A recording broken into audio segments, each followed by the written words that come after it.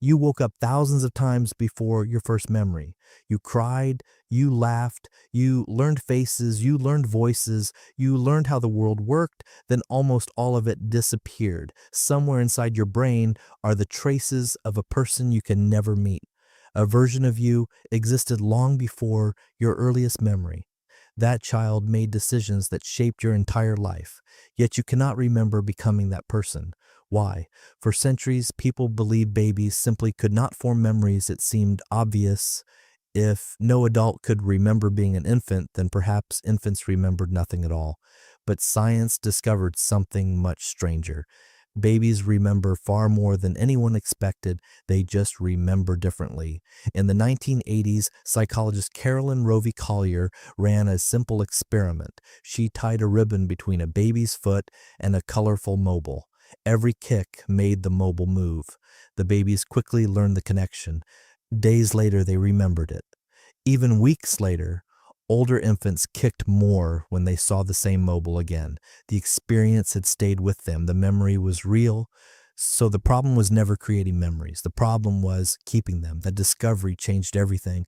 It forced scientists to ask a different question. If babies can remember, where do those memories go? Could they still exist somewhere inside the brain, or are they completely erased? For decades, researchers searched for the answer. The clues pointed toward a small structure buried deep inside your brain. It is called the hippocampus. It sits beneath the temporal lobe. It is only a few centimeters long, yet it acts as the brain's memory librarian. Every important experience passes through it.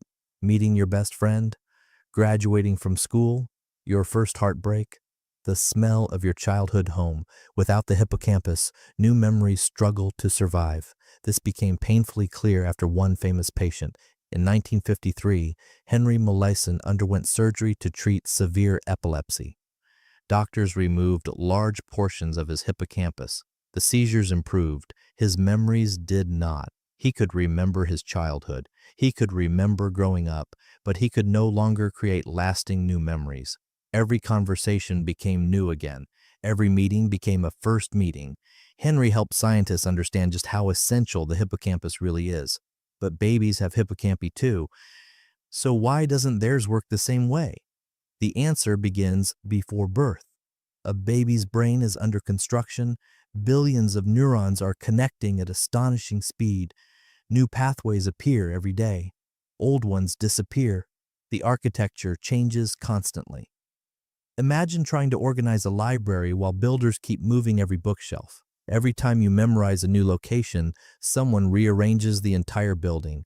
Finding that memory later becomes much harder. Your infant brain faced that problem every single day. Yet construction alone is not enough to explain everything. Another mystery appeared. Young brains produce enormous numbers of brand new neurons. This process is called neurogenesis. For years, scientists believed growing new neurons could only improve memory. More brain cells sounded better. Then experiments suggested something unexpected. In 2014, researchers including Paul Frankland and Sheena Josselyn proposed that rapid neurogenesis might actually weaken old memories. As new neurons entered the hippocampus, they disrupted existing memory circuits. Animal studies supported the idea. Young mice forgot earlier experiences faster than adult mice. When scientists slowed neurogenesis, those memories lasted longer. The brain was not simply storing memories, it was remodeling itself so aggressively that some memories became harder to retrieve. That sounds like a flaw, but evolution rarely keeps expensive mistakes. So why would forgetting help? Think about the world through an infant's eyes. Every sound is new. Every face is unfamiliar. Every object needs to be understood. Every hour brings information the brain has never processed before. If every tiny detail stayed forever, your brain could become overwhelmed. Instead, it keeps the patterns. It learns language. It recognizes parents. It understands gravity. It predicts danger. The individual moments fade. The lessons remain. You forget the first spoon you ever held. You remember how to use one. You forget your first steps. You remember how to walk. You forget thousands of faces, you remember how to recognize one. The experiences disappear, the abilities survive, and this difference matters because memory is not a single system. Psychologists divide it into several kinds. Episodic memory stores personal experiences, semantic memory stores facts, procedural memory stores skills. You may never remember learning to speak, yet you speak every day.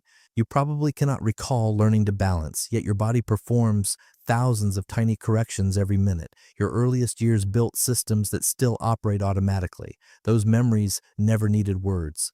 Language adds another layer to the puzzle. Most adults remember little before the age of 3. Some remember almost nothing before 4. One reason involves storytelling.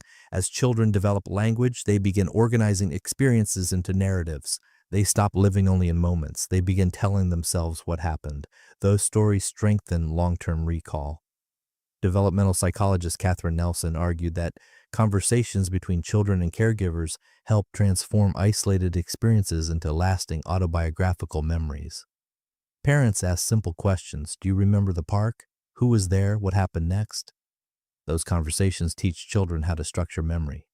Without that framework, experiences remain scattered fragments. Culture changes this process too. Research has found that people from different cultures often report different ages for their earliest memories.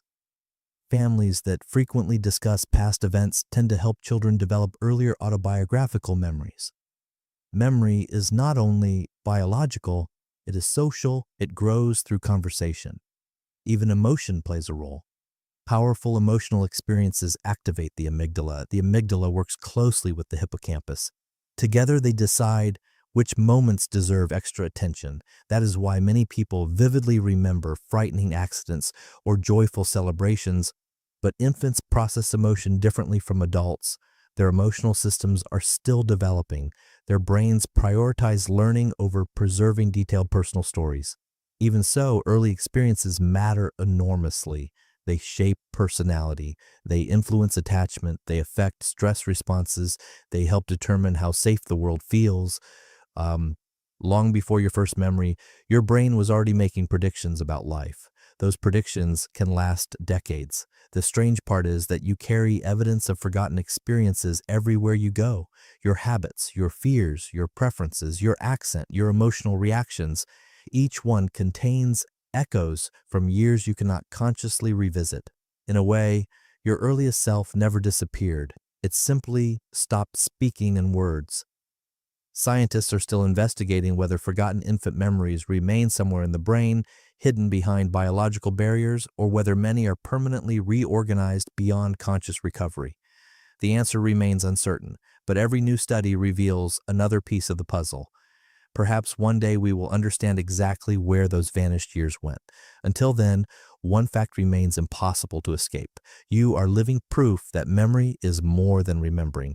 Your earliest years built the person reading these words. You cannot replay those moments. You cannot describe them. You cannot visit them again.